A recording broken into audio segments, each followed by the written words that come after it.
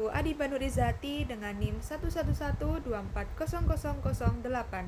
Nah, di sini aku akan menjelaskan Perda Kabupaten Sidoarjo nomor 1 tahun 2024 tentang pajak daerah dan retribusi daerah. Dalam mata kuliah FOM IMPL dan Evaluasi Kebijakan Publik dengan dosen pengampu Ibu Dr. Endang Indartuti, MSI. Perda Kabupaten Sidoarjo Nomor 1 Tahun 2024 tentang pajak daerah dan retribusi daerah. Nah, peraturan ini dibentuk karena pajak daerah dan retribusi daerah merupakan salah satu sumber utama pendapatan asli daerah yang sangat penting untuk membiayai penyelenggaraan pemerintah dan pembangunan di Kabupaten Sidoarjo. Oleh karena itu, diperlukan peraturan yang jelas agar pemungutan pajak dan retribusi dapat dilakukan secara efektif, tertib, dan memiliki kepastian hukum. Selain itu, pembentukan Perda ini merupakan tindak lanjut dari ketentuan Undang-Undang Nomor 23 Tahun 2014 tentang Pemerintahan Daerah yang mengamanatkan bahwa pelaksanaan pajak daerah dan retribusi daerah harus diatur lebih lanjut melalui peraturan daerah. Perda ini juga disusun untuk menyesuaikan dengan Undang-Undang Nomor 1 Tahun 2022 tentang hubungan keuangan antara pemerintah pusat dan pemerintah daerah (HKPD) yang mewajibkan seluruh jenis pajak daerah dan retribusi daerah ditetapkan dalam satu peraturan daerah sebagai dasar pemungutannya. Sebelum adanya perda tersebut, pendapatan Kabupaten Sidoarjo belum maksimal. Penerimaan dari pajak dan retribusi belum mencapai potensi yang seharusnya bisa didapatkan oleh daerah. Pertama, karena masih ada masyarakat yang belum patuh membayar pajak, sistem pemungutan belum efektif atau kurang optimal. Kedua, kebutuhan peningkatan pelayanan publik pemerintah butuh dana untuk memperbaiki infrastruktur dan pelayanan masyarakat di Kabupaten Sidoarjo. Dan dibuatlah perda ini untuk mengoptimalkan pendapatan asli daerah untuk penyelenggaraan pemerintah dan pembangunan. Selain itu, agar semakin kuatnya sumber pendapatan seperti dari pajak daerah dan juga retribusi daerah. Perda ini dibuat oleh DPRD Kabupaten Sidoarjo dan Bupati Kabupaten Sidoarjo. Perda ini ditargetkan untuk orang pribadi seperti pemilik rumah atau tanah, lalu badan usaha seperti perusahaan atau UMKM, dan juga masyarakat yang menggunakan layanan publik seperti izin parkir dan juga izin bangunan.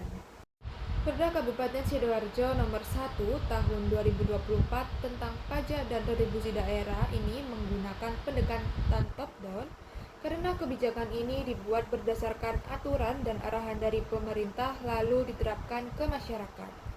Kebijakan ini menggunakan teori implementasi dari George Edward karena teori ini menjelaskan bagaimana suatu kebijakan bisa berhasil dilaksanakan oleh pemerintah. Keberhasilan implementasi kebijakan yang dipengaruhi oleh 4 faktor utama, yaitu yang pertama, komunikasi. Pemerintah harus menyampaikan aturan perda dengan jelas kepada masyarakat dan petugas pajak. Yang kedua, sumber daya. Pelaksanaan perda membutuhkan pegawai atau petugas pajak, sistem daya operasional, dan teknologi pembayaran pajak. Tanpa sumber daya yang cukup, perda ini akan sulit berjalan. Yang ketiga, disposisi atau sikap pelaksana. Petugas pemerintah harus memiliki sikap yang mendukung kebijakan, misalnya melayani masyarakat dengan baik, jujur dalam pemungutan pajak, menjalankan aturan sesuai ketentuan. Yang keempat, struktur birokrasi. Harus ada pembagian tugas dan prosedur yang jelas antar instansi daerah. Contohnya, Badan Pendapatan Daerah memiliki tugas memungut pajak adanya SOP, pelayanan pajak dan retribusi. Struktur birokrasi yang jelas membuat pelaksanaan perda ini lebih teratur. Nah, kita kembali lagi ke tujuan utama yang tadi, yaitu mengoptimalkan pendapatan asli daerah. Jadi, target luarannya adalah meningkatnya pendapatan asli daerah. Jadi, jika dilihat dari tujuan utama dan target luaran, hasilnya sejalan dan dikatakan berhasil menurut William Endan. Yang pertama, efektivitas. Perda ini bertujuan meningkatkan PAD melalui pengaturan pajak dan retribusi yang lebih terintegrasi. Jika penerapannya mampu meningkatkan penerimaan daerah dan mendukung pembangunan daerah, maka kebijakan ini dapat dikatakan efektif. Kedua, efisiensi. Perda ini mengatur sistem informasi pajak dan pembayaran berbasis elektronik sehingga proses pemungutan pajak dan retribusi menjadi lebih mudah dan mengurangi biaya administrasi. Ketiga, kecukupan. Kebijakan ini dinilai cukup karena mengatur berbagai jenis pajak daerah, retribusi, tata cara pemungutan, sanksi, hingga sistem informasi yang mendukung pelaksanaan kebijakan. Keempat, kecukupan.